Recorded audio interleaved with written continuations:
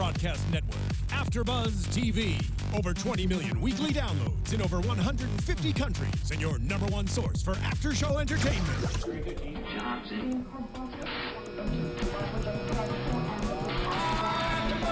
AfterBuzz TV, the destination for TV superfans. Producing aftershows for over 300 of your favorite TV shows, interviewing celebrities and showrunners, and bringing you behind-the-scenes exclusives. All thanks to E! Entertainment's Maria Menounos, producer Kevin Undergaro, and internet leader Akamai.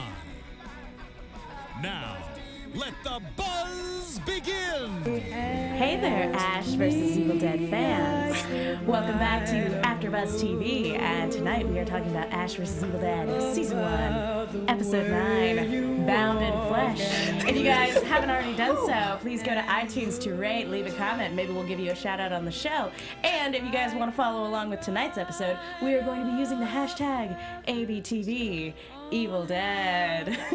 Let me introduce my fantastic panel. To my left, Lex Michael. Hi, yes, that is me. I'm all over social media at the Lex Michael, and this delicate swaying is entirely involuntary. I can't help it. Elena Jordan. Hi, I'm Elena Jordan, and I just gotta point out that this intro is so smooth. It is. I love it. Oh, by the way, you can find me on Twitter at Elena Jordan and on Instagram at That Elena Jordan Girl. Emma Fife. That's me, Emma Fife. I can be found all over the internet, everywhere Emma Fifes are sold, at Emma Fife. I feel like this is like a talk radio show. I love it. Like we're NPR, like soon we'll be talking about sweaty balls. Yes. Your voice Sweaty is balls. cutting like a hot knife through butter or a chainsaw through a deadite. Ah, yes. And I'm your host, Megan Salinas, and you guys can... Oh, this song is done. You guys can tweet it. I can talk normal again. There we go. You guys can tweet at me at the Menguin. That's TheMenguin. So yeah, we have to stop. That was a fun intro. So this is the penultimate episode of the first season. A lot of stuff went down I wanted to say on tonight's episode. Couple nights ago. A couple nights ago. We want to thank you guys on the live chat for being with us. Because I didn't think we were going to get anybody on the live chat because of the holidays. I know, and we kept changing the day, and it was a whole thing. Yeah, and... so we want to apologize for the scheduling snafu, but thank you guys who are watching live. Seriously. Solidarity is heartwarming. Big thank you to Cameron Holland, who just said, yep, this episode deserves a full table. Oh, We agree, so we're all here. Yeah, and not gonna lie, I am very happy that all four of us are here. I am Yes. too. So, yeah. too. Very, very happy. And I also want to give a special Twitter shout out to Paul White, who had been tweeting at us because he's like in the UK. Oh, yeah. And wanted to like watch us live, but it's like a ridiculous It's like time 4 of night in the morning. for him. And, yeah. So when he catches this the next day, Paul, we were thinking like of you. We were thinking of you. Anywho, so this episode, I gotta say, initial thoughts on this episode, because again, lots going on. Got a lot to unpack before we wrap up the season. Yeah, definitely. Okay, so we all had some issues with the previous episode. I didn't have those issues with this episode. No. I will say this episode definitely did a lot to redeem itself. It was much more on tone. I think basically what I sort of learned from the difference between the last episode and this episode is that something this show does really, really well is that horror comedy line. It does that a little bit better than like the full-on horror and feelings that it was dealing with in the last episode. Does that make sense? Yes. Yeah. Oh, yeah. No, and again, it makes sense because if you look at the films themselves, the first one tried to be Yes. a horror movie and kind of missed the mark in a lot of ways, to the point where it was inadvertently funny. Right. And when they embraced that, that's when we got Evil Dead 2, and which is a masterpiece. Oh, Evil Dead 2 is amazing. It's amazing.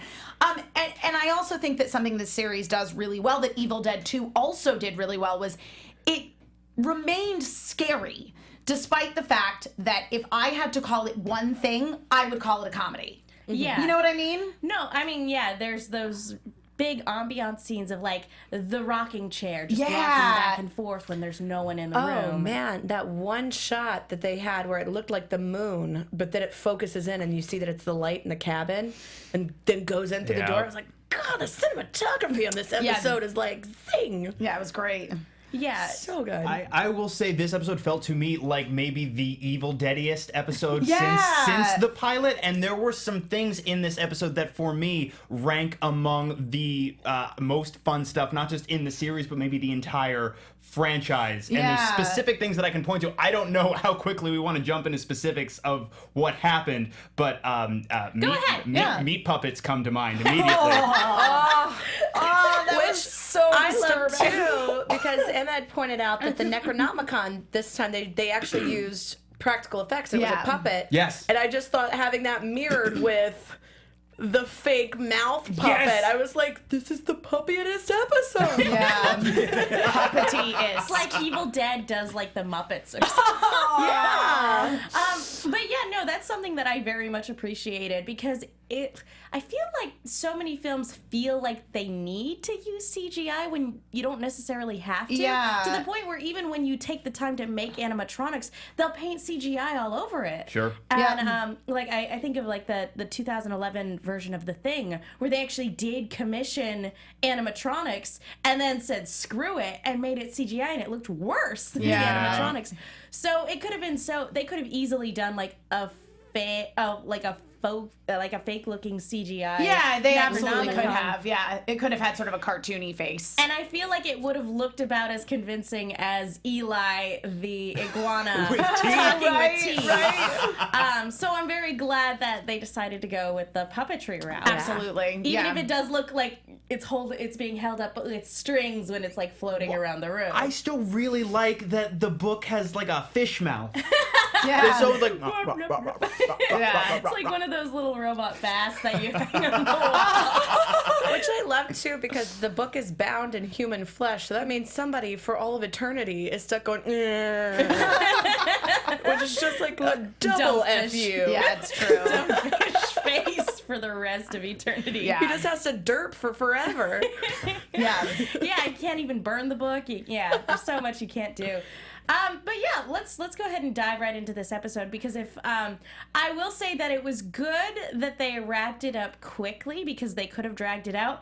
But I did want a little bit more of Evil Ash. Of Evil Ash. Yeah, I Yeah. could see that. I was sort of on the fence about that, but the scene where Kelly and Pablo were deciding which Ash was the real Ash and the payoff at the end of it was so good. Yep. And I'm really But glad I they liked didn't it. drag out the whole, is Ash telling the truth? Right. Yes. Is he crazy? I Did enjoyed he that murder as well. Amanda? I like that, like, as soon as they left the room, boom, it's the two of them. So there's absolutely no question as Exactly. to whether or not Ash is telling the truth when they came in. Yeah. Yeah. Because the opening shot, just seeing Amanda's dead body was like, I know. that thing that we were really upset about last week. Here it is again. Yeah. Welcome. She's still dead. But that does bring up an interesting question, and I'll bring it up when we get to talking about it. But yeah, this scene with because we were theorizing last week that if the decision were up to Kelly, she'd just shoot them both. Right, And if it was up to exactly. Pablo, he's going to be going back and forth. Yeah. I didn't anticipate that that the dialogue in this episode was going to be that hilarious. Yeah. Oh my gosh, this scene was so funny, and I just loved Kelly and Pablo's deductive reasoning for figuring out which one was actually Ash because it made total sense. You are racist. Subtle but not so subtle not racism. against Asians. Yep. And then he says Jeez. something racist immediately after, and you're like, oh, Ash. Why would I? And then I also love, too, that Kelly is like, well, we knew it was you because that's the easy way out. We knew that that's the one that you would take. Right. Thanks and, for saving me and also being dicks, yeah. guys. Well, Like, and that the only person you would ever lay your life down for is you. Yeah. Yeah, and I actually like that, when they bring up that, he's the cause of all this again. He actually said something, I mean, it was dumb, but at the same time, it was like, that was oddly poetic. It's just like, you live in the past, you hurt your future. It's like, wow, like, you're Profound. dodging the blame. But you actually have a point there. you just are waiting for him to be like, and also boobs at the end, just so it sounds like Ash. Like, you're just like, all right. Yeah, you're waiting for the kicker where it's like, yep, that was Ash. But I do want to say that even though I would have liked more evil Ash, I mean, he's not necessarily 100% gone, because if we remember from Ash versus the Army of Darkness, I almost called it Evil Dead. Yeah. That's the title of the show. But if we remember from Army of Darkness, he dispatches his evil clone very quickly, and his clone comes back very much worse for wear. Yes, he does. So even though and was actually dispatched in a very similar fashion, literally shotgun to the face, and then being chopped up. So I wouldn't necessarily rule out that Evil Ash is gone for good. He might come back. I was going to say, I actually think I might be more surprised if he doesn't come back. Just like, I didn't go anywhere. We see he's decapitated, but he doesn't destroy the actual head even. So it's like, okay, well, if you can come back from a shotgun to the face, you can definitely just reassemble all your bits. Yeah, and also, I mean, you know, one of the big sort of themes that they touched upon in this episode with the, you know, so the Ruby was saying is that you can kill the body that the evil inhabits, but the evil doesn't go away. Yeah, no, it'll always come back. Yeah. My concern in that situation would be the hand was able to grow an entirely new Ash. Not that I necessarily think this is where they're going, but you didn't get rid of the pieces. You just made a lot of pieces. Again, An evil like Ash army. No, like the little tiny ashes running around. but to your point, Lex, you're right. Like his severed hand grew another full-size Ash. What's to say the rest of his severed body parts can't do the same? 6 or 7 full-grown evil Make Ashes. a bonfire, buddy. Like, this isn't your first rodeo. Like, what are you doing? If there is Get it together. If there is anything left of the evil Ash body, you're not doing it correctly. Yeah. Get it together, assembled Ash, so that unassembled Ash doesn't physically get it together and then attack you round 2. I was gonna say, I don't necessarily approve of puns, but there was a lot of good wordplay from Kelly in this episode. There was. And I was watching this, I was like, Elena must love this episode. I thought of you when I rewound it and watched it over and over. What, like Choklahoma City? Choklahoma City and Miami. It was so good. They're taking the midnight train to Philadelphia. I just love we see more and more of Kelly becoming like Ash. Yeah. Well, and what I really appreciated about this episode is we only got, because from this opening scene and then in the dialogue that follows before they split up, we really do see how much of a team they really are. That they really become. Well, and I mean, because Ash very specifically says, he's like, all right, you're going to take them to the city nearby, but then you got to come back because I need you. You have to book it back here because I need you. Yeah. And he's Book never... it. Unintentional pun. Oh, Sorry. boy. This after show is over. Well, great talking to you guys. It's been fun. No, but yeah, I don't think he's ever said that he's needed anyone before. I don't think so either. Like, yeah, and so that's a very, like, again, they just kind of glossed over it because there's a lot to do and there's a lot going on. But that's a big character moment for him. Sure.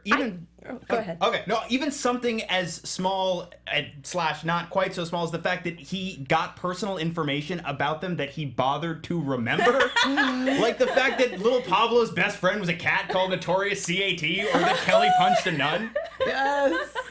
None deserved it. It was self-defense. I thought it was kind of funny because I was scrolling through Instagram before I watched this episode, and somebody made a picture of Pablo, like, covered in blood, holding a cat. Notorious CAT. I loved that. I was like, I don't know what this is, but I'm sure I'll get it. I'm sure I'll figure it out later. The episode. Yeah. Oh, so cute. It just makes me love Pablo even more. I'm like, you're sweet, you're cute, and you love cats. Just be real. Just be a real person. I feel like this was a good episode for Pablo, though. Like, in the last episode too, where Pablo's like really coming into his own as kind of like a hero. You know what I mean? Yeah. Because I mean, and some of it was him motivated by being like, I want to protect this cute blonde girl that seems to have a thing for me, but I really liked the confrontation between he and Kelly when he was like, Heather says that you said I have a girlfriend. And she's like, yeah, I did say that. Because she doesn't deserve you. And then later, when he's talking about Ruby, and he's like, she smells nice. She doesn't smell that nice. It's like, all right, calm down, Kelly. Pick one. Yeah. Do you want Pablo or not? Well, again, I totally get the whole little brother thing, because when my little brother got into high school and called me and said he had a girlfriend, I'm like, who is she? I know. What? I know. She's not good enough for you. Yeah. So I get the whole little brother thing, but because they're not actually brother and sister and he clearly likes her, you want them to get together. Mm-hmm. Yeah. But whether or not their relationship can ever be that way, she brings up a really good point. Now, and again, she's obviously using this as an excuse. Right. But now's not really a good time to hook up with anybody, as sadly we saw with Amanda. Yeah. Life expectancy, life comes and goes when you're in this situation. I do Totally. have to say, going off of the Amanda thing, the quintessential Ash moment where he's like, don't worry, I'll protect your modesty while I'm chopping you into pieces. Well, maybe one last little one. That's like, don't check out her dead body. What's wrong with you? Yeah. I was like, not to get off topic. Is anybody else hearing like an ominous buzzing? Yeah. And okay, Yeah. I was like, am I going Pretty crazy? sure that the Deadites are surrounding Yes. the studio. Phones, Yeah, but I'm we're not getting- entirely sure. Okay. It's the Necronomicon. Yeah. I assumed it was Facebook. the air conditioner coming on and that was causing a hum, because I didn't want to believe that Deadites I think were it's the surrounding entire studio going, that was a good point. Yes, I concur. the studio wanting to contribute to the This is discussion. a Exactly. Oh, yep. Yep, there it is. Yep. Yes. Do I go gotta on. say, Duke Chronic just won the chat with Pablo got the Facebook. Get out. I love you, Duke That was, Chronic. We can be best friends. That was actually another thing that they talked about in. So if you watch Ash vs. Evil Dead on Stars Play, they always have like a little behind the scenes thing afterwards. And one of the things that they were talking about creating the Necronomicon mask for Pablo, which of course we see the book like go on his face at the end of the episode. And they're talking about how like anytime you're working on an Ash vs. Evil Dead kind of show, anytime the makeup artist comes up to you and is like, we need to cast your face. You always have a moment of being like, I'm gonna die, or I'm just gonna be a Deadite, because that's usually what they would need to cast your face for. Yeah, exactly. I do want to say that when it came over and like overtook his face, Right. it took me right back to being a little kid. And do you guys remember like the first time you watched the Jim Carrey version of The Mask? Yes. And Edward, he puts on the mask for the first time, and it's actually genuinely frightening. Oh yeah, And totally. I just, like, it took me right back to that moment, because it even looked very similar to that whole thing. And yeah, it was, like, it's always funny when, like, something small like that just takes you right back to childhood, and you're like, I remember that, and that was scary. I had the exact same reaction to it that you did. And since we're talking about Pablo's new face, what was the Brujo's medallion supposed to do? Because I don't think it did it. Was it supposed I don't to know, protect man. him? Like, I'm pretty sure it was supposed to protect him.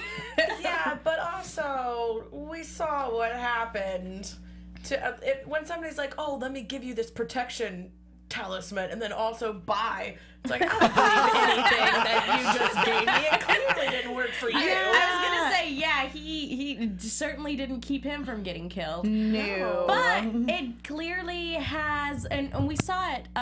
We saw it when they were, just hanging out in Ash's trailer. But he clearly, like, this thing clearly has a connection to the Necronomicon.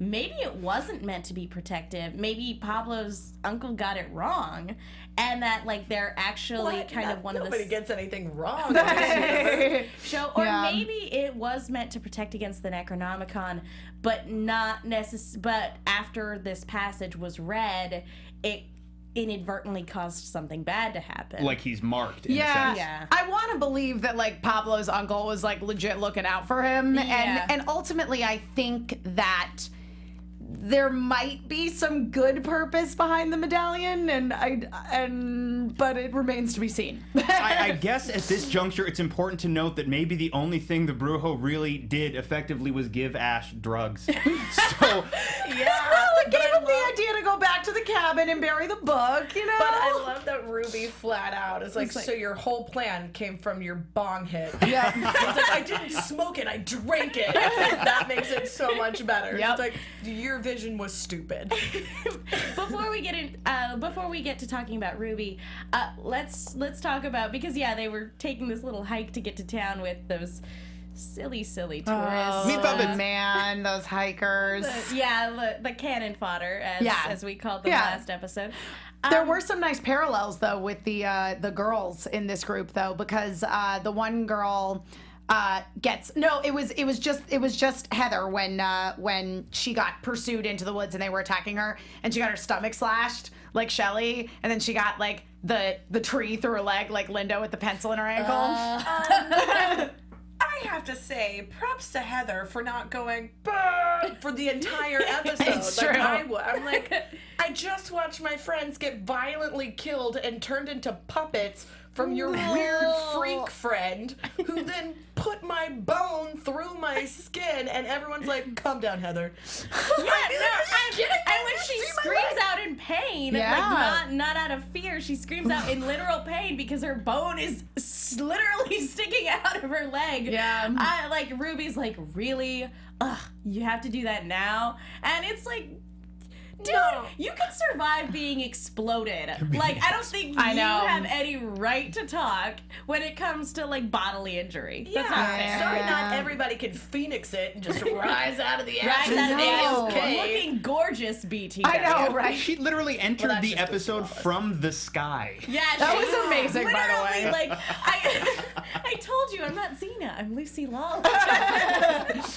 Just flew in. Yeah. It was great. But, I really liked when Ruby came to their rescue, and she really did. She just appeared out of nowhere. Did anybody else hear the Xena cry in their head when Oh, that yeah. happened, though? Because Listen, Xena appeared from the sky pretty frequently, so. I'm puffing away. But with Deadite Amanda, and it's funny because I like in some ways I kind of anticipated that she was going to be coming back as a Deadite, but in other ways I thought they would have taken care of it, like as soon as it happened, that they would have, been able to put her to rest, so that we didn't have a Linda scenario. Yeah. And that wasn't the case. She came back and pursued. And I thought it was interesting, too, that she didn't confront Ash right away, but went after Pablo and Kelly. Yeah. That again, was a very interesting tactic. And I don't want to say that the Deadites are strategic, but they can be. But they can be. They absolutely can be. And and we saw a little bit of we've talked about this a lot on the show, that the Deadites are so much scarier than sort of your run-of-the-mill zombie because they still retain the memories of their human life and they play on people's emotions.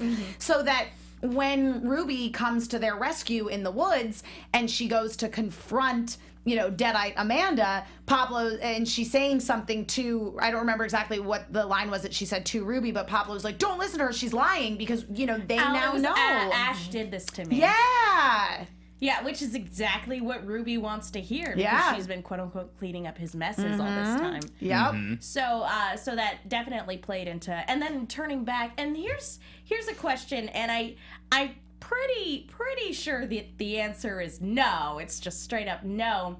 But after a person is killed and then turned into a Deadite, is there any chance of being saved? We I don't have- power of love. We have a precedent for this in Army of Darkness because Sheila turns and then turns Right. back at the end. But But we don't she know if wasn't we can. killed. Yeah, she didn't die She was first, just though. possessed. That's true. So if she becomes unpossessed, she still has like that giant hole through her body. That's a good point. Yeah. Yeah, so That would be- But I'm wondering if, like, when a Deadite, and again, feel free to chime in, guys, because I'm pretty sure the answer is no. That once you're dead, you're dead. I think so, But like when you're reanimated by a Deadite, is there any chance for redemption after that, or are they literally just playing you puppet just with a your mere dead puppet, corpse? yeah. my inclination is if you die and then become a Deadite, if you become undeadite-id, you're just dead. You're just Yeah, I would think so. That But we've your also- redemption is just resting. You get to in die peace. now. We know Yeah. that biology and physics mean nothing to the This is Deadites true. because your hand can just go through a skull and that's fine. There's no injury. So Yep. it's like, well, I mean, I could see potentially that they're like, in this world we have created, we all know that you love Amanda because everyone does, as they should.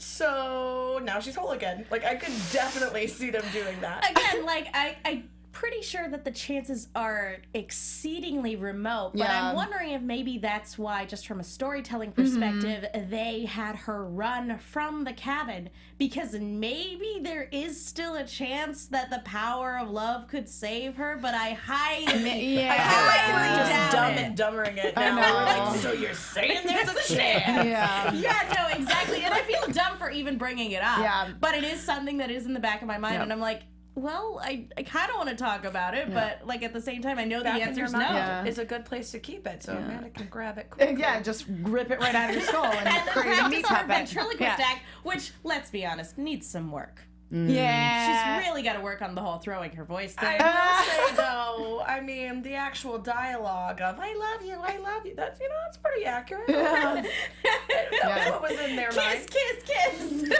I was just the meat puppets made me think about the hikers that they previously were. I loved when they showed up at the cabin and Ash's and Pablo's excuses for why there were dead animal bodies in there. They're like, we're veterinarians. We're really unconventional veterinarians. And Kelly's like, or we could just be hunters.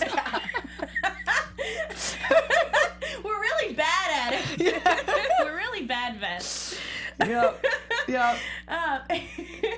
Yeah, so let's get to talking about Ruby, Yeah. aka a dark one. Yeah. What? Yeah. It was written by the dark ones. And we remember from our history lessons that Lionel gave us a couple episodes ago. Yes. It was written by the Dark Ones, Necronomicon Ex Mortis, and I could go into the rest of the musical, but I'm gonna stop. But yeah, like we all knew that Ruby wasn't on the up and up. That somebody who could just phoenix themselves back into existence. Yeah, probably not just a regular human being. It's called a traitor by the Deadites. Yeah. Like, that's something. So I anticipated that she made a deal with them. Right. I never anticipated that she was actually a dark one. I know. Though. Yeah. That never entered my mind. No, didn't enter my mind at all. Totally threw me for a loop. I am so interested to see where this goes, because I feel like this makes her motivation, and I could be wrong, to be that, she is one of the dark ones, so she's actually one of the ones who's responsible for this book ever existing. So it's almost an atonement tale for her as much as it is for Ash. We assume that she has good intentions. We with assume. that. But she even says about Ash, who we now see is pretty much a direct foil for herself, Right. is no matter what his intentions are, everywhere he goes, bodies follow, death follows. That is true. So, Yeah. and you can tell that that's her saying kind of the same thing about herself and dealing with her own issues by projecting it all on Ash. If it can all be his fault, all then his it won't fault. be mine. Yeah. Can we talk about the random lesbian relationship that never happened? That was the one thing that infuriated me. I'm like, you can't tease a hot lesbian relationship after she's Retroactively, dead. yeah. Like, we could have been together. What? I mean, I loved those scenes of them driving in the car, and we talked a little about this on the previous episode. I think perhaps even insinuated that we would have been on board with that story. Yeah, I'm never gonna get my 100%. kiss. Yeah. But considering the amount of time that we saw them together versus how serious it seemed to be, I'm like, We saw them on screen together for maybe 15 minutes. I know, and it was a glorious 15 minutes. And there was I've given friends rides home before, and they have been the amount of time. And I wasn't like, but did you guys aren't in love? But did you really gently touch their face one time? Yeah. no, but there was a dead hand on the dashboard, so there was well, some there you go. parallels. So you're like, oh yeah, this is total deja vu when you're watching Ash vs. Yeah, Evil Dead. totally. I've so been there.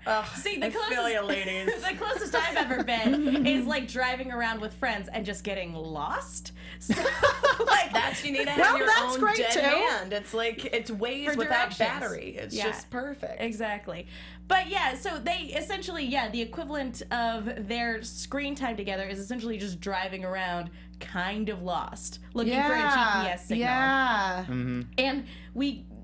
And so, to get this little tease, it's like, come on, guys. Like, that would have been awesome. I know, that would have been a great opportunity for flashback.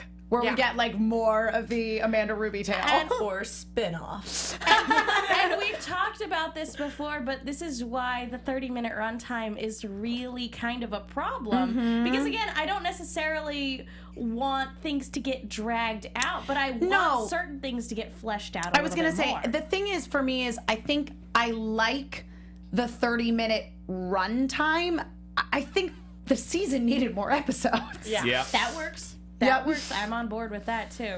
Because you need to compensate. Yeah, in some way. exactly. I was gonna say because overall, I still really like the pacing of the episodes. I will say it makes me very optimistic for next season, though. Yes, absolutely. Because since they now know that they're going to have that full season, and because this season was kind of a surprise hit in some ways, I think now I'm hopeful that they will say, "Oh yes, let's order more episodes for this next season."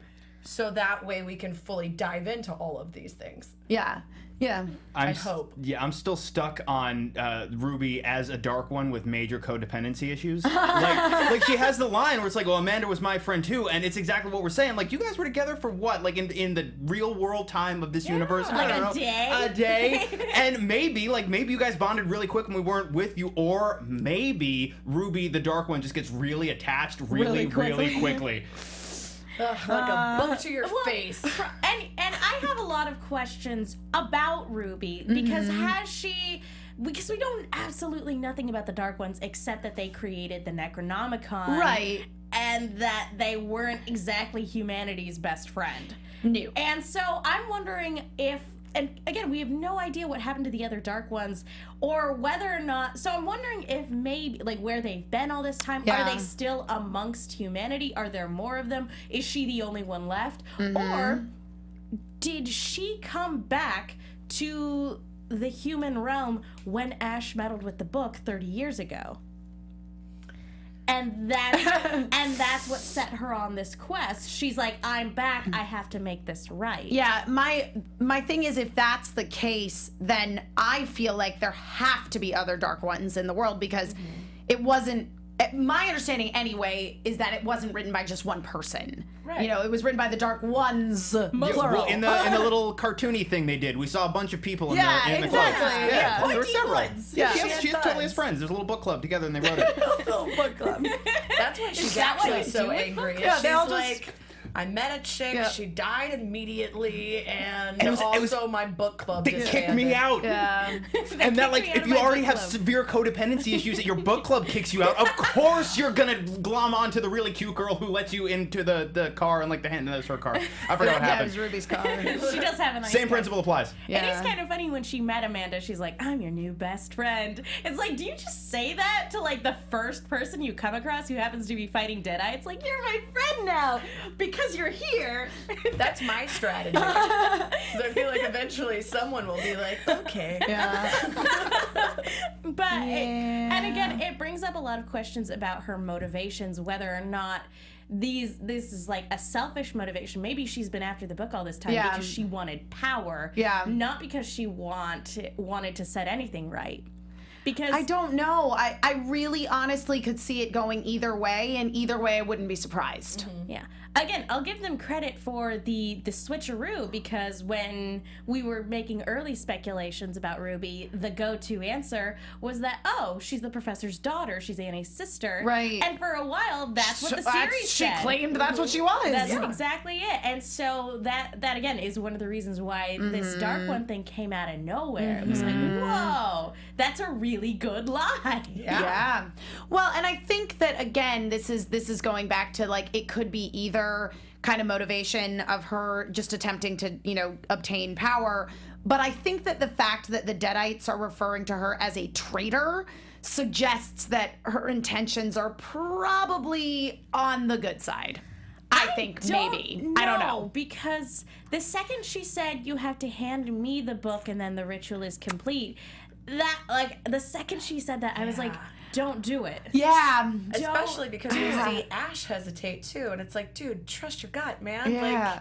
Come on. Anytime you're like, this remember, doesn't seem shoot right. first, think never. Yeah. He's thinking, and bad things happen when he thinks. Yeah. And Kelly even flat out says you know, if something seems too good to be true, it probably is. Yeah. And I learned this from you, so when she's going, hey, I can fix all your problems right now.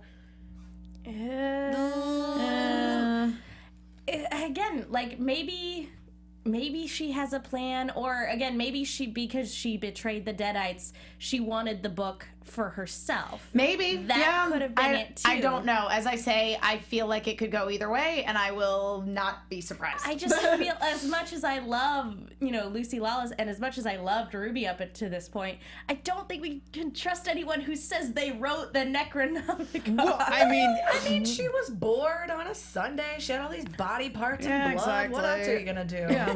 where Make a we book. leave off, it certainly doesn't seem like anything good is happening. No.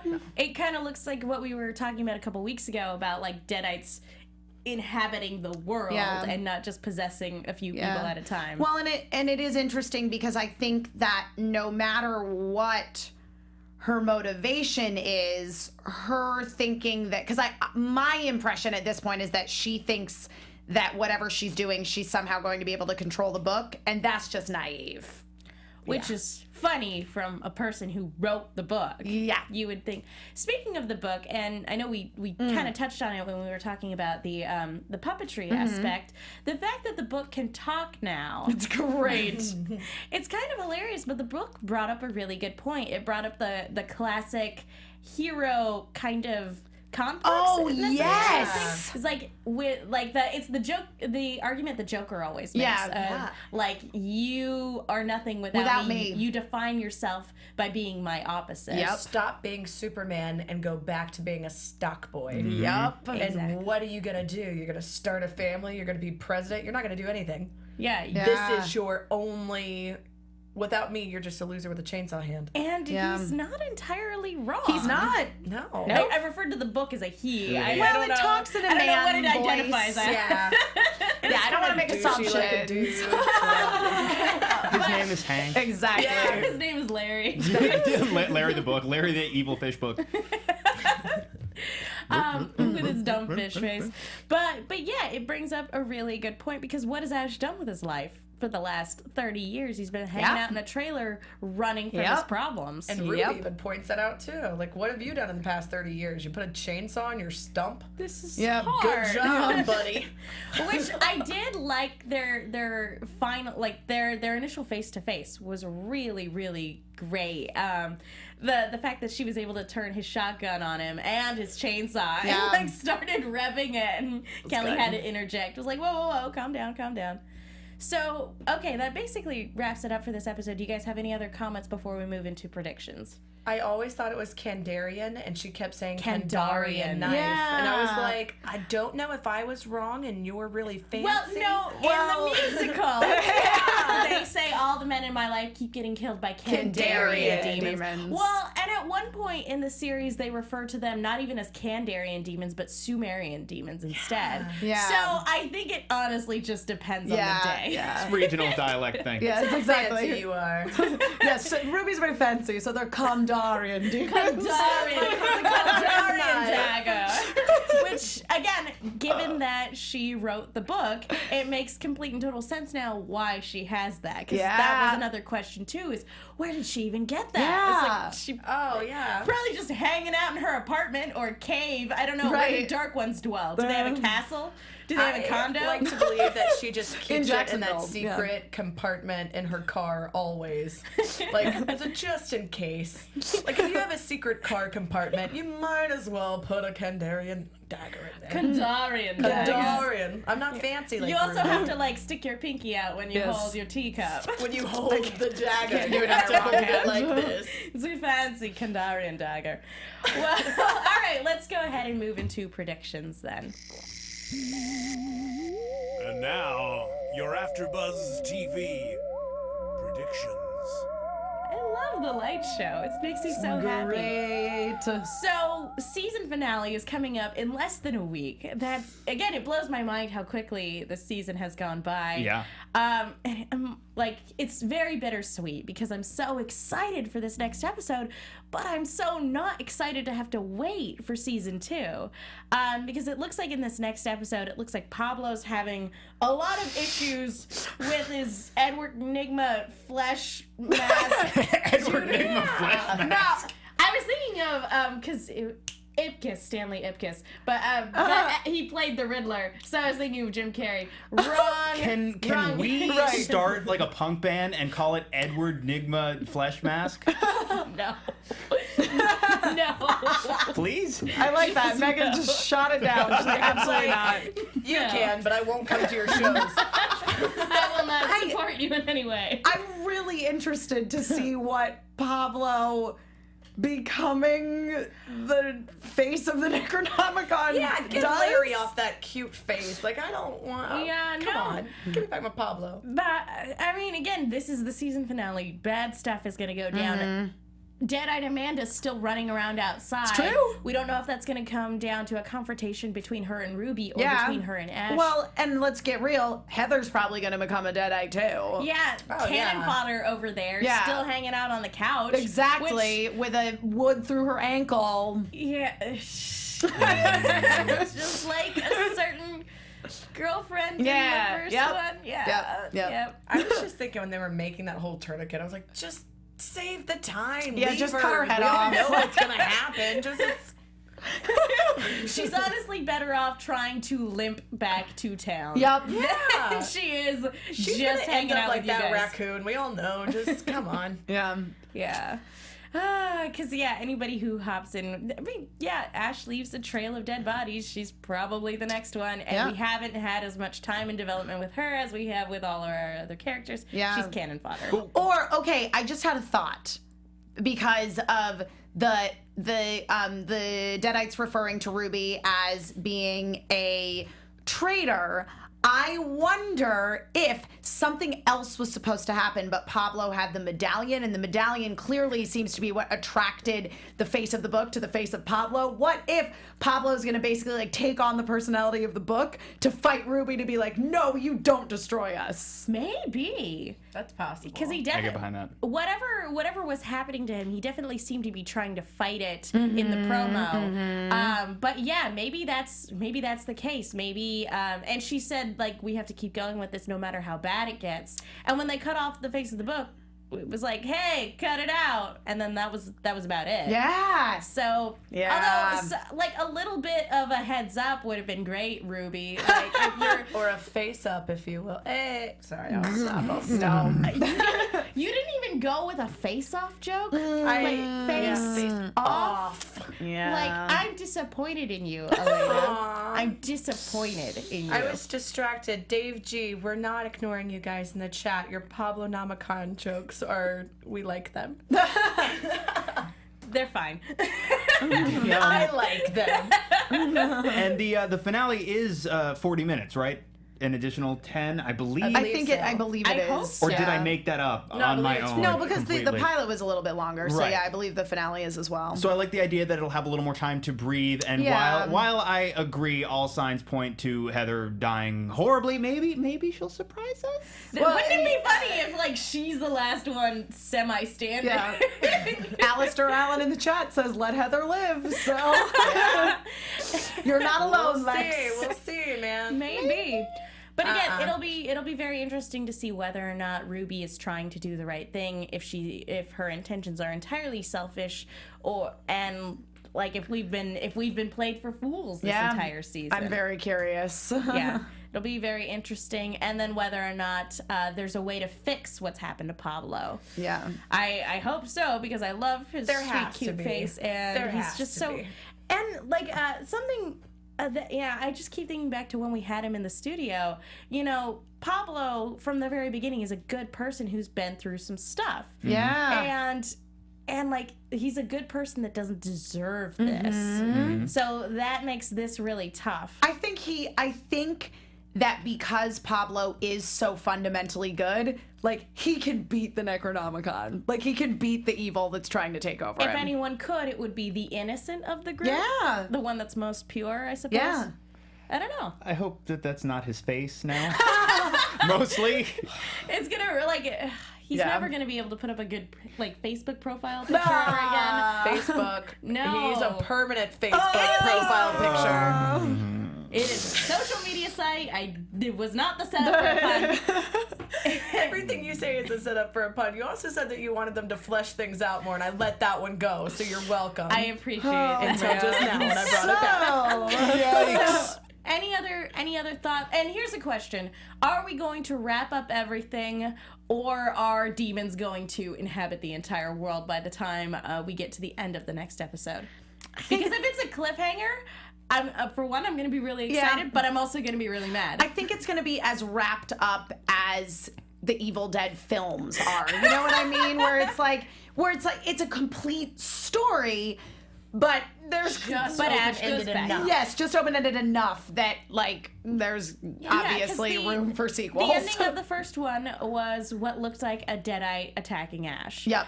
With that crazy Steadicam effect. Yes. And the second one, he gets sent back in time. And the original ending to Army of Darkness was him ending up in the future. Right. He overslept. Right. I prefer the S-Mart ending. Yeah, I like the S-Mart ending More too. fun. But yeah, it's a little bit more fun. But it would be in the spirit of Evil Dead if something along those three things happened. Absolutely. I totally agree. So yeah. Wouldn't it be amazing if they went back in time? I know. Yes, That's what I really want. To happen so Please. bad. That's Like, what I this really, portal, really want. Portal opens up, they all go flying, and they Shut up wake and up take my with like money. swords and axes and everything, and they hope they don't get sued. This is my boomstick. It's gonna be great. Back would in love time that. in tiny ashes. It's all the time. I want so many things. It's too much to Yes. ask. Well, folks, thank you so much for tuning in to watch tonight. Thank you to everybody on the live chat and the hashtag. You guys are just the best. Lex, where can people go if they want to find you? At all of the places, at the Lex Michael is where I am. Cool. Elena.